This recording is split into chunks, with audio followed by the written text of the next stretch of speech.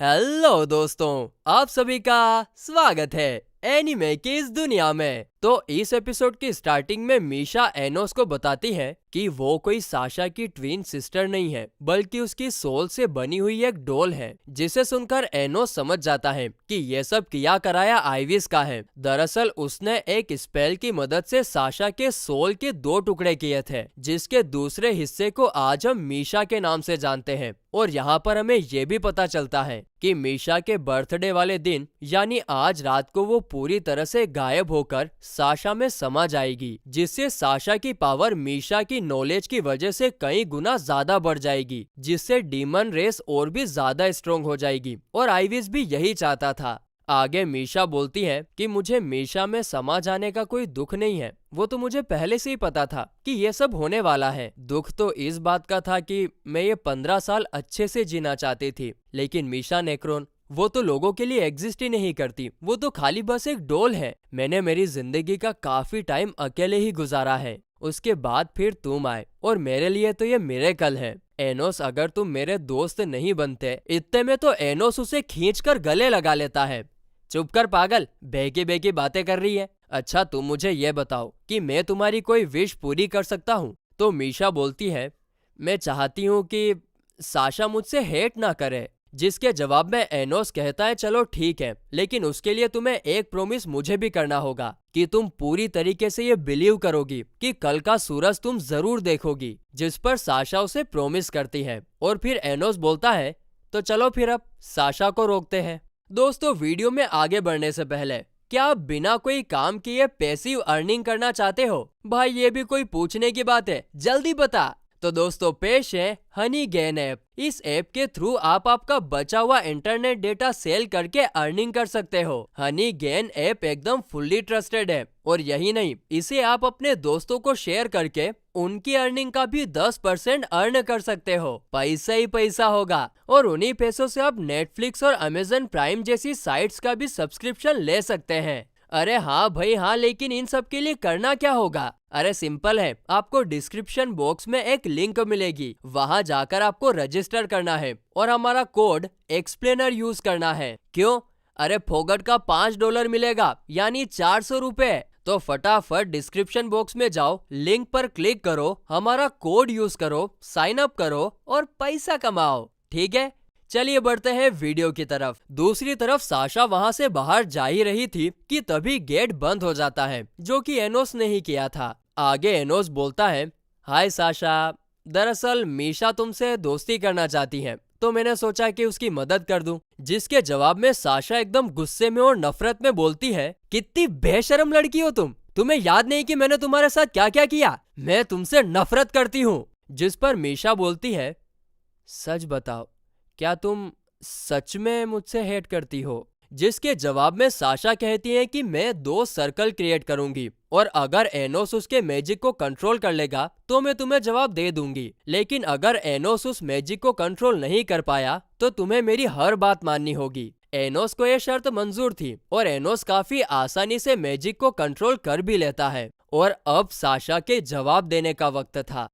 मीशा, जल्द ही तुम गायब होने वाली हो और आखिर में मैं ही बचूंगी। पर उस वक्त जब मैं डिमोनिक आइज पर कंट्रोल नहीं कर पाती थी, उस वक्त तुम ही तो थी जो मेरी आंखों में आंखें डालकर बात करती थी। उसी से मुझे कॉन्फिडेंस आया, जिससे मैं दुनिया को फेस कर सकी, नए नए दोस्त बना पाई। लेकिन तुमने तो पूरी जिंदगी अकेले निकाली है। तुम कहती थी ना कि यही मेरी किस्मत है, पर मुझे ये मंजूर नहीं था। मैंने खूब रिसर्च की कि कोई तो मैजिक होगा जिससे तुमको बचाया जा सके और मुझे रास्ता मिल गया। मैंने अपनी जिंदगी मजे से जी ली है मीशा, अब तुम्हारी बारी है। मैं अपनी सोल तुम्हारे अंदर ट्रांसफर कर दूंगी, बस तुम्हें मुझको रिजेक्ट करना है और तभी वो मैजिक एक्टिवेट हो पाएगा। तुम चिंता मत करो, मैंने तुम्हें इतना हेट दिया है कि मुझे रिजेक्ट करना तुम्हारे लिए आसान होगा। लेकिन जैसे ही मीशा वो मैजिक एक्टिवेट करती है, वो मैजिक एक्टिवेट होता ही नहीं है, क्योंकि मीशा ने उसे रिजेक्ट किया ही नहीं था। दरअसल शुरू से ही मीशा साशा की आंखों में सच्चाई देख लेती थी कि वो उससे कितना प्यार करती है और इसी वजह से वो उसे कभी हेट नहीं कर पाई और ना ही उसे रिजेक्ट कर पाई। साशा बोलती, नहीं नहीं, मैंने शुरू से तुम्हारे साथ बुरा बर्ताव किया है,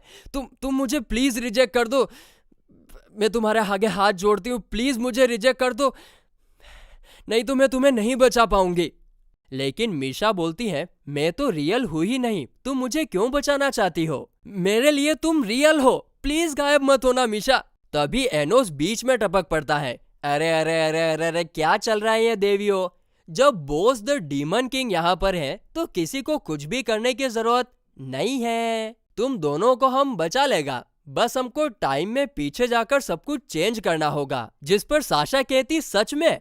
लेकिन हम इतने पावरफुल स्पेल्स को अकेले एक्टिवेट नहीं कर पाएंगे। जिस पर एनोस अपनी पावर उनके साथ शेयर करता है ताकि वे लोग टाइम में पीछे जाकर अपने पास्ट को चेंज कर सके। मगर तभी आइविस पीछे से आकर एनोस को स्टेप कर देता है। दोनों लड़कियां शोक में रह जाती हैं कि ये यहाँ पर कैसे आ गया। दरअसल आइविस दोनों लड़कियों की मदद से अपने पुराने फेक डीमन किंग को वापस जिंदा करना चाहता था। लेकिन तभी अपना हीरो उसका सर ऊपर करके कहता है, क्या तुम्हें पता नहीं है कि मैं तो पहले से ही वापस आ चुका हूँ? जिसके बाद एनोस आइविस की तलवार से उसे ही स्टेप कर देता है और उससे कहता है कि मेरे पास अभी तुम्हारे से लड़ने के लिए टाइम नहीं है। इसके बाद वो टाइम ट्रेवल स्पेल का यूज करता है, लेकिन बदकिस्मती से वे लोग व्हाइट स्पेस में अटक जाते हैं, जहाँ पर उनका सामना गार्डियन ऑफ द टाइम से होता है, जो कि टाइम को प्रोटेक्ट करने का काम करता है। आगे वो गार्डियन एनोस को टाइम के साथ छेड़छाड़ करने के लिए मना करता है, लेकिन एनोस उसकी एक नहीं सुनता और इसलिए गार्डियन तुरंत आइविस को लेकर आता है। वो उसे अपनी पावर्स देकर एनोस को खत्म करने का ऑर्डर देता है। अब यह देखकर एनोस आइविस पर अपने मैजिक से हमला तो करता है, लेकिन मैजिक का आइविस पर कोई भी असर नहीं होता है, क्योंकि अब वो अपने हिसाब से टाइम को रोक और चला सकता है और इसी कारण से उस पर कोई भी मैजिक का असर नहीं होगा। इसके बाद आइविस एनोस पर अटैक करता है, लेकिन एनोस प्रोटेक्शन सील की मदद से खुद को और दोनों लड़कियों को बचा लेता है। लेकिन यहाँ पर आइविस भी कुछ कम नहीं होता है। वो प्रोटेक्शन सील के पीछे से आकर एक बार फिर एनोस को स्टेप कर देता है, जिसके कारण एनोस एकदम से गायब हो जाता है। यह देखकर लड़कियों और आइविस को लगता है कि अब एनोस हमेशा हमेशा के लिए खत्म हो चुका है।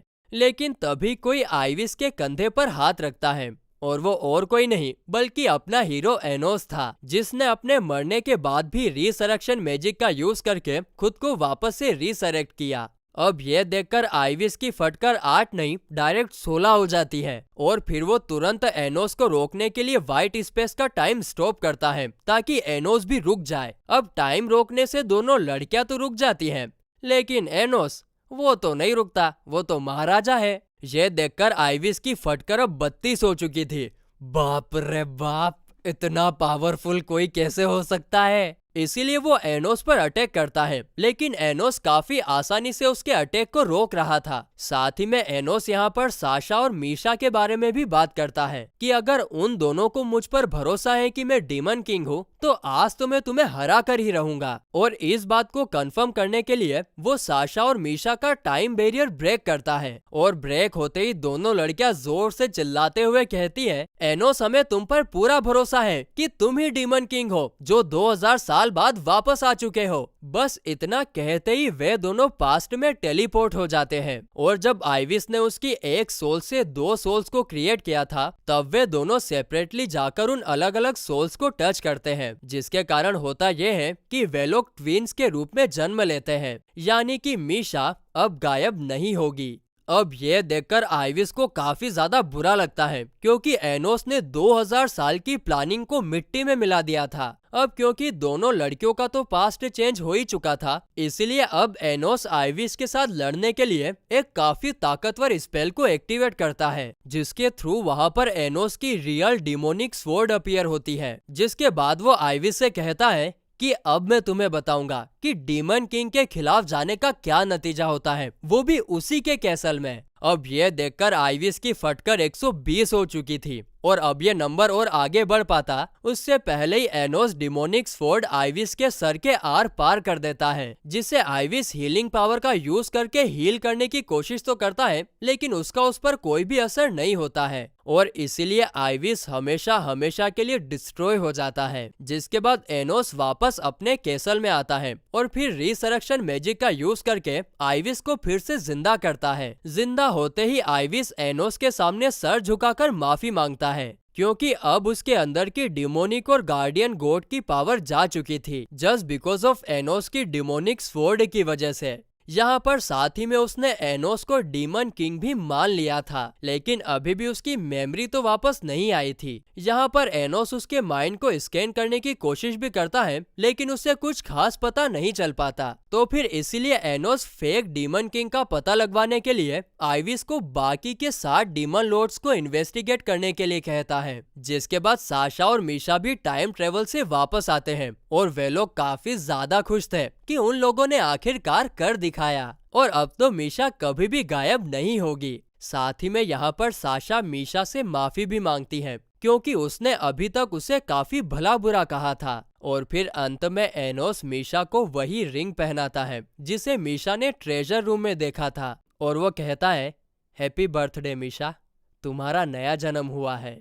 इधर ये सब देखकर साशा का चेहरा थोड़ा बहुत लाल होने लगता है। पता नहीं क्यों हो रहा है, मगर हो तो रहा है। इसके बाद एनोस दोनों लड़कियों को अपने घर डिनर के लिए इनवाइट करता है, उसकी मोम के हाथ का खाना खाने के लिए, जिस पर दोनों लड़कियां हाँ में सर हिलाती हैं। और फिर इसी के साथ ये एपिसोड यहीं पर खत्म होता है।